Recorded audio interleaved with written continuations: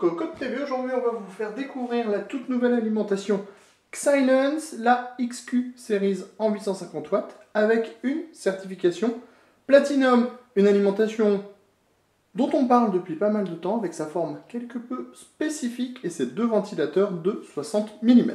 Allez, tout de suite, on sort l'alimentation de sa boîte, histoire de la découvrir dans le détail.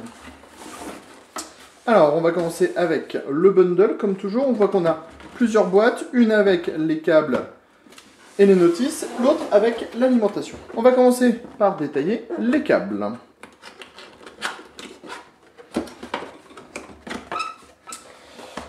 On trouve d'abord la petite certification pour la garantie de 5 ans. On a ensuite un câble d'alimentation, différents scratchs, la visserie avec des vis à main, des vis classiques, des colliers.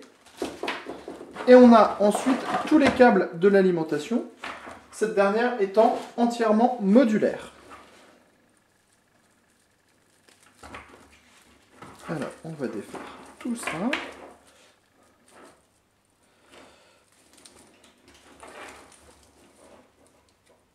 Parlons d'abord du gainage. On a une tresse qui est plutôt de bonne qualité, relativement épaisse.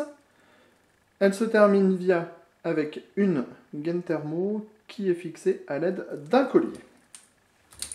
Au niveau des différents connecteurs sur notre modèle 850 watts, nous allons trouver un 24 broches pour l'alimentation d'environ 60 cm.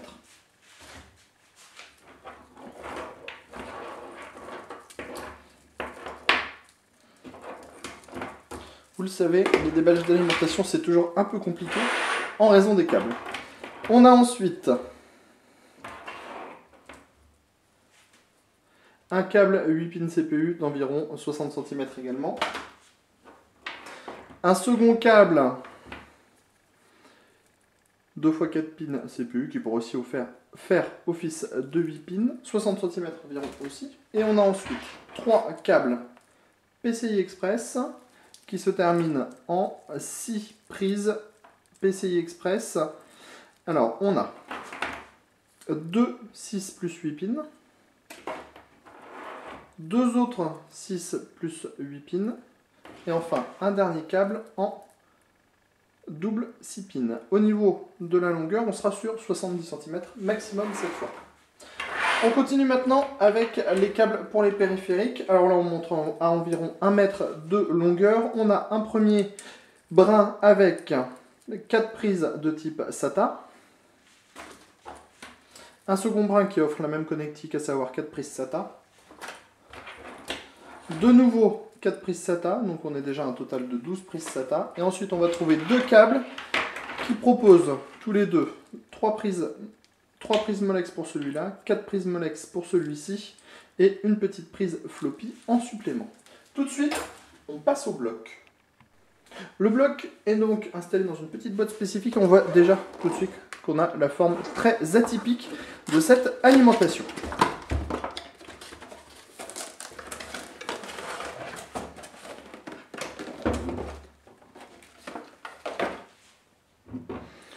Le bloc a le droit à une finition qui est plutôt très sympathique, avec un acier qui est brossé, qui donne dans les tons légèrement anthracite. On voit qu'on a deux ventilateurs de 60 mm. Les ventilateurs de 60 mm sont placés tous les deux au-dessus les deux radiateurs de l'alimentation, ce qui fait que l'air va directement sur les radiateurs pour ressortir à l'arrière.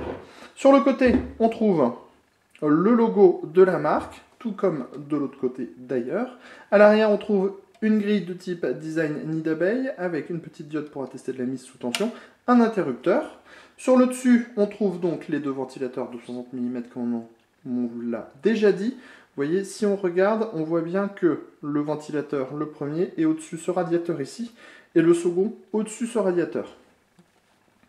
À l'avant, on trouve les différents connecteurs pour les prises additionnelles. On va maintenant faire un petit tour du côté des caractéristiques technique avec un 3V3 de 20 A, un 5V de 20 A, et on trouve ensuite 5 rails 12 volts de 18 A chacun pour une puissance de 850 watts sur le 12 volts. Au niveau du prix, on est sur une base de 220-230 € environ. Et on vous dira très prochainement ce qu'on pense de cette alimentation avec cette petite forme atypique. Sur ce, on vous dit à très bientôt sur Cocotte TV pour une nouvelle vidéo de présentation.